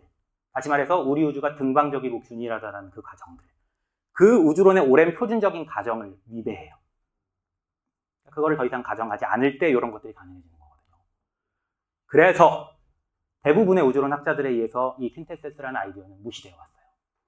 1990년대에 처음으로 나온 개념이거든요. 이 퀸테센스라는 개념이, 이 아이디어가요. 근데 1990년대 말에 발표된 이래로 주류 이론으로 지금 최근까지 자리 잡지 못한 이유가 바로 이 우주론적 원리라고 불리는 우주론의 표준적인 가정들을 위배하기 때문에 그랬던 거예요. 그래서 우주론 학자들은 이걸 심각하게 받아들이지 않았어요. 제 친구들이 다 제 선후배들이 우주론 학자들일 거잖아요. 다 이제 교수들일 거잖아요. 근데 제가 이제 박사학위를 하면서 이 퀸테센스 모형에 제가 주목하게 되면서 디스커션을 많이 했단 말이에요. 다른 우주론 옛 동료 우주론 학자들과요. 다들 저한테 물은 게 그거예요. 왜? 이 우주론적 원리도 위반하고 우리 주류 모형도 아닌데, 주류 우주론학계에서 받아들여지는 모형도 아닌데 왜 굳이 거기에 주목하냐고 물어보더라고요. 이런 이유 때문에 그런 거예요. 근데 저는 주목할 수밖에 없었죠. 이유가 뭔가요? CMI가 이 아이디어에 기반한 모형을 탐구할 걸 지시했거든요.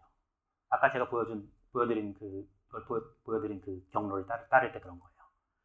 그래서 저는 박사학위 논문을 쓰는 과정에서 그 지시를 따라서 과학계에서 주류로 자리 잡지 않은 모형들을 탐구한 거예요. 자, 이게 바로 CMI가 말하는 새로운 과학적 연구 프로그램들을 제안한다는 의미예요. 신학이 과학의 새로운 과학적 연구 프로그램을 제안한다는 게 그런 의미예요. 사실 다 알아요. 우주론 학자들은 이게 정말 다양한 가능성들이 존재한다는 걸 알고 수천 개의 정확히 정성적인 숫자를 내놓을 수는 없지만 수십, 수백, 수천 개의 모형들을 우주론 학자들은 내놓는단 말이에요.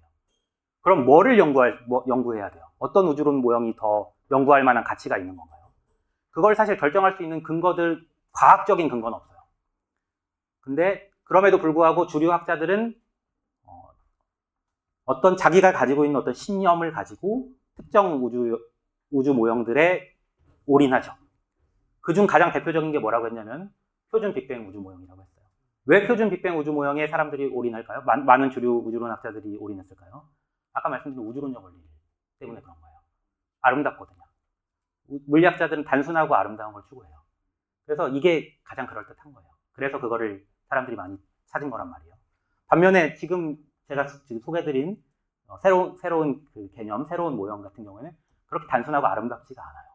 그러니까 많은 주류의 물리학자들은 주류 우주론 학자들은 여기에 크게 관심을 기울이지 않았던 거예요. 근데 여기에 관심을 기울이게 만드는 팩터가 나타났죠. 그건 뭐예요? 기독교 종말론이 제시하는 바라는 말이에요. 그게 바로 이제 CMI가 새로운 연구 프로그램, 다양한 많은 연구 프로그램들 중에서 특정 연구 프로그램을 지향하고 주목하게 만든다는 말의 의미예요. 그래서 그렇게 했고요, 저는. 근데 놀라운 일이 일어났어요. 제가 이 퀸테센스 모형에 주목해서 박사학위 논문을 쓰고 오럴 디펜스를 했을 때, 한 직후에 일어난 일이에요. 제가 작년 2025년 초에 오랄 디펜스를 했어요. 근데 2025년 한 4월 무렵에 내지라는 그 관측 자료가 나왔거든요. 그 내지는 뭐냐면은 이제 전 우주 공간을 3D 맵 아주 정밀하게 물질 분포, 러프하게 말해서 전 우주 공간에서의 물질 분포들을 이 어떻게 구성되어 있는지를 측정을 한 거예요. 근데 측정을 했더니 이 표준 빅뱅 우주론에 기반한 기존 모형들보다 퀸테센스가, 다시 말해서 퀸테센스가 가지고 있던 중요한 전제 내지는 가정이 뭐라고 했죠? 우주가, 물론 양자장이죠. 우주가 등방적이거나 균일하지 않다는 거잖아요. 다시 말해서 그런 걸 가리켜서 이제 플럭추에이션이라고 부르는데, 이제 퀀텀 플럭추에이션이 이제 우주 공간 내에 아주 다양하게 존재할 수 있는 가능성을 열어주는 거거든요. 이거는 표준 빅뱅 우주론이 그러니까 백큐 에너지라고 불리는, 다시 말해서 아인슈타인의 용어를 쓰면 이제 우주 상수라는 게 있거든요. 우주 상수가 컨스턴트라고 했을 때, 이제 다시 말해 우주 상수가 동일한 값, 시간과 공간에 대해서 동일한 값을 가진다는 게 표준 빅뱅 우주 모형이 가정하는 바인데요. 그거를 그 백큐 에너지 또는 아인슈타인의 우주 상수라는 거를 양자장의 동력학에 의해서 시간과 공간에 따라서 변화할 수 있게 해주는 게 바로 퀸테센스 모형이 해주는 거예요. 그러다 보니까 더 이상 우주의 그 물질 분포가 균일하거나 등방적이지 않게 되는 건데요. 이 관측 결과가, 최근의 관측 결과가 2025년에 발표된 최신의 관측 결과가 뭘 말해줬냐면은 우리 우주가 등방적이거나 또는 균일하지 않아 보인다는 그런 경향을 가진다는 걸 발표가 됐어요. 그래서 많은 학자들이 갑자기 작년 한 4월 이후로 아무도 거의 대부분의 우주론 학자들이 전혀 관심을 안 가지고 있던 퀸테센스 모형에 달려들기 시작했어요. 그래서 그때 저하고 이제 디스커션을 했던, 제가 학위 논문을 쓰는 동안에 디스커션 했던 제 옛 연구실 동료들이, 야, 퀸테센스가 지금 맞는 것 같이 보이는 결과들이 계속 발표되고 있는데, 놀라면서 저하고 얘기를 하고 그랬었거든요. 저는 이미 이제 퀸테센스에 주목해서 연구를 하고 있었고요. 네, 이걸 한번 살펴볼게요. 이 대지의 결과는요, 대지 관측 결과는, 이게 중요한 포인트인데요. 우주론의 관점에서는 예측되지 않아요. 왜냐면은 주류 우주론 학자들이 여기에 주목하지 않았다는 점에서, 이 퀸테센스 모형에 주목하지 않았다는 점에서 그게 어떻게 보면 하나의 증거가 되는 거죠. 실제로 이미 제가 설명을 드린 대로 이전에 저하고 우주론을 함께 공부한 옛 동료 학자들은 2025년에 대지 관측 자료에 기반한 논문이 출판되기 전까지 퀸테센스 아이디어에 관심을 안 기울였어요. 제가 퀸테센스 아이디어에 기반한 박사과정 논문을 쓴다고 했을 때 다들 의아하게 여겼어요. 뭐 하는 거야? 왜 그래? 그랬단 말이에요. 근데 기독교 종말론의 관점에서는 이게 자연스럽게 예상이 됐다는 거예요. 그런 이유에서 제 박사학위 논문이, 이거는 뭐 아무도 안 알아줄 수도 있는데 2025년 대지 논문이 발표되기에 앞서서 발표가 됐어요. 과연 누가 알아줄까? 물론 제 박사학위 논문 때문에 퀸테센스에 사람들이 관심을 기울이게 된 건 아니죠. 이 관측 결과 때문에 그런 거죠. 근데 저는 어쨌든 간 이거를 말하는 이유는 뭐냐면은, 이 기독교 종말론이 조명되지 않았던 종류의 과학적 연구 프로그램을 조명하게 했고, 새로운 과학 연구 프로그램을 제안했다는 게 중요한 의의를 가진다는 걸 말씀드리고자 하는 거예요. 그래서 이게 제 박사학위 논문의 일부 그 내용을 바탕으로 해서 좀 더 발전시켜서 제가 출판한 게, 여러분한테 제가 읽어오라고 했던 Theology of Science에 출판한 제 논문의 내용이에요. 네, 어떤 신학적 함의를 가지는지 한번 좀 살펴볼까요?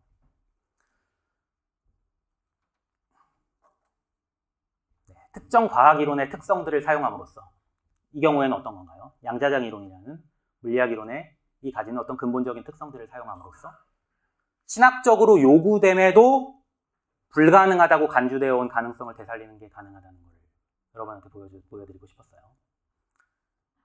이거는 지금 맥락에서 어떻게 해석될 수 있냐면, 우리 우주가 열적 죽음을 극복할 수 있는 가능성이라고 표현할 수가 있죠. 또 하나 중요한 포인트를 여러분한테 말씀드리고 싶은데, 이미 설명을 드린 대로 양자장론이 가지는 특성들이 그런 가능성들을 열어줘요. 그건 이제 아시겠죠. 그러나 양자작론 자체가 그 가능성들을 구현하는 게 아니라는 점을 말씀드리고 싶어요. 다양한 가능성들을 열어주는 거지 그 가능성들 중에서 무엇이 우리 실제 우주를 기술하는 것이 될 수 있는지에 대해서는 과학이론이 말해주지 않고 있거든요.